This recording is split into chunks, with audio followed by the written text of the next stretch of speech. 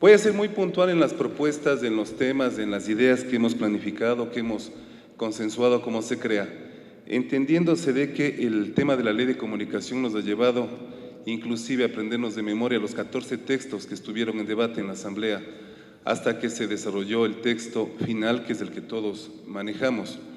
Yo creo que hay puntos importantes en la mesa donde algunos van a defender sus posiciones. Yo creo que aquí lo importante es dar aportes, dar ideas en beneficio de la libertad de expresión, en beneficio del Ecuador, no de los medios, no del sector político, no de los periodistas, no de los políticos, reitero, sino del Ecuador entero, porque eso es la Ley de Comunicación. Entender que la Ley de Comunicación nos permite el día de mañana visualizar el futuro con libre expresión para todos los ecuatorianos. Respecto del artículo 6, voy a ser muy puntual en las 3 hojitas que yo he preparado. El artículo 6, cuando habla de los medios de comunicación social de carácter nacional, ahí se especifica que debe ser el 30% o más de la población o que tenga su matriz más de repetidoras. Ahí se habla de medio de comunicación nacional. ¿Y dónde dejan los señores asambleístas a los medios de comunicación regionales, a los medios de comunicación locales? En la legislación anterior se hablaba de medios de comunicación regionales, en la actual solamente se habla de locales y nacionales. En 1 o 2 artículos se menciona a los regionales, pero no se define qué son los medios regionales, entendiéndose de que la gran mayoría de medios de comunicación que tiene el Ecuador son locales y regionales. Que todos veamos en nuestras casas los nacionales, porque tienen cobertura nacional, es una cosa, pero los medios de comunicación son regionales. ¿Ahí qué es lo que planteamos? Un medio de comunicación nacional deberá ser aquel que tenga más del 51% de cobertura. Local, el que tenga un solo transmisor, es decir, que esté en una sola población. Y los regionales, que tengan más de 2 transmisores y lleguen al 50% de la cobertura. Hemos hecho este análisis con los medios de comunicación, radio y televisión, y los que hoy día son considerados nacionales se mantendrían como nacionales. Hay medios de comunicación, sin dar nombres, que tienen tal vez una matriz y 2 repetidoras y por su extensión en cuanto a la cobertura son considerados nacionales y no están en las mismas condiciones que los otros medios de comunicación que obviamente tienen mucho mayor porcentaje de facturación. Cuando hablamos de las normas deontológicas, ¿por qué no debe ser un aspecto interno de cada medio de comunicación? Un aspecto que esté obviamente supeditado, que esté calificado, pero que sea un aspecto interno del medio de comunicación. Las normas deontológicas han sido valoradas desde que la Ley de Comunicación existe, han sido calificadas, medidas, consensuadas, ha existido procesos de capacitación por los organismos del Estado, de control, Asamblea, Supercon, Cordicón, etcétera, etcétera, absolutamente para nada. Cuando hablamos de la integración del Cordicón, artículo 48, se habla de 5 representantes, un representante de la función ejecutiva, un representante de los consejos nacionales de igualdad, un representante del Consejo de Participación Ciudadana y Control Social, un representante de los gobiernos autónomos descentralizados y un representante del Defensor del Pueblo. ¿Y dónde está la ciudadanía, pues? ¿Dónde está la sociedad? ¿Dónde están los periodistas? ¿Dónde están los comunicadores sociales? Ahí no se toma en cuenta, solamente a representantes de organismos públicos.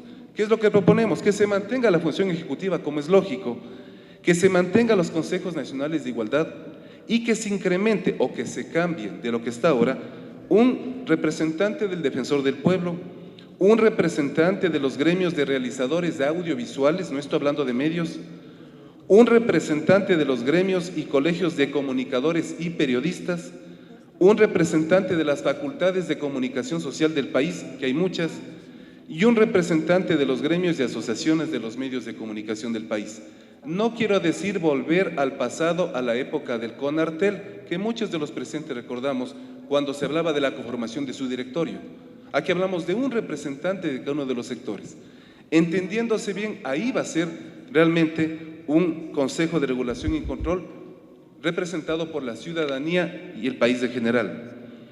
Cuando se habla del Defensor de Audiencias, de artículo 73, se menciona de que los medios de comunicación de alcance nacional contarán obligatoriamente con un defensor de sus audiencias y lectores. Han pasado 4 años. 4 años han pasado, no hay absolutamente nada. ¿Cuál es la propuesta que hacemos en este caso como gremios? La Defensoría de las Audiencias debería ser representada por la Defensoría del Pueblo. ¿Para qué está la Defensoría del Pueblo entonces? Si es que sería parte del Cordicom, y cuando hablamos de Defensoría de Audiencias, se analiza o se lee entre líneas, como usualmente se menciona, pues que la Defensoría del Pueblo sea la que represente a los defensores de audiencias, que hay que establecer reglamento. Para eso está la Asamblea y para eso estamos los medios de comunicación y los concesionarios, para generar aportes en lo que sea necesario. Artículo 103. Se habla de la difusión de contenidos musicales. Cuando se habla del famoso 1 por 1, ¿no es cierto? Aquí el texto es largo, pero cuando hablamos del 1 por 1 conocemos de memoria. ¿Qué es lo que se plantea? Que el 50% de los contenidos emitidos en todos los horarios sea efectivamente el 1 por 1 que se mantenga ahí, mientras que el 30% en los medios públicos y los medios comunitarios. Mientras que en los medios de comunicación privados, de ser posible, se llegue a un 30%. ¿En base a qué les digo estos números? No son sacados de la agenda. El 3 millones de canciones que escuchamos en las radios de todo el Ecuador, AM y FM, son extranjeras. 3 millones. Y solamente 40.000 son canciones ecuatorianas. ¿Dónde están los conservatorios ecuatorianos que capaciten y preparen a nuestros músicos? Aquí en la mesa está un gran representante de la música ecuatoriana. Pero entonces, ¿por qué seguimos escuchando solamente música extranjera? Y preocúpense entonces, como Estado ecuatoriano, ¿dónde están los conservatorios? ¿Dónde se prepara a los músicos, a los intérpretes, a los cantantes? ¿O solamente tienen que venir de afuera preparados y capacitados para tener éxito? Son temas que debería tomarse muy en cuenta en beneficio no de los artistas ni de las sociedades de gestión, sino del ecuatoriano en general. El artículo 106, cuando se habla de la distribución equitativa de los medios, está bien, 33, 34. De manera personal le pregunté cerca de 6 veces al expresidente de la República, Rafael Correa, y al actual vicepresidente de la República, nunca supieron responder cómo se iba a llegar a ese porcentaje del 33, 33, 34. El papel aguanta todo. Vamos viendo en el tiempo, estamos en concursos de frecuencias. ¿Y qué pasa? Pues con los medios de comunicación televisivos que estamos en señal abierta, todavía en señal de prueba, con la TDT, Televisión Digital Terrestre. La población seguramente no conozca de estos temas. Pero el momento de hacer una propuesta de reforma a la ley de comunicación, debe tomarse en cuenta la televisión digital. ¿Y por qué no se habla de la radio digital? Que en otros países vecinos de Latinoamérica está en auge, donde se podría el ancho de banda perfeccionar en beneficio ¿de quién? De los concesionarios. Aquí solamente estamos hablando de análogo. Y en el concurso de frecuencias se habló de análogo, no del digital. Entonces, son detalles que poniendo un poco de parte técnica, claro, eso está en telecomunicaciones, de acuerdo, pero en la ley de comunicación debería tomarse en cuenta cuando se habla de la repartición del espectro radioeléctrico. El artículo 110, cuando habla de la adjudicación por concurso para los medios de comunicación.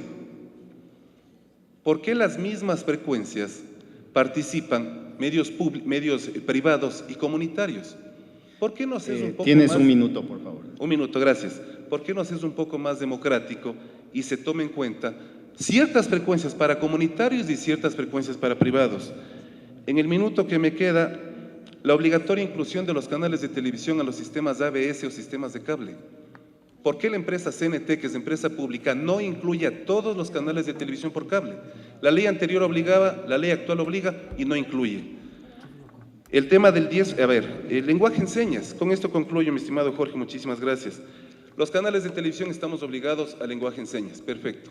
¿Qué institución verifica y controla que el lenguaje en señas dice lo que efectivamente dice el presentador?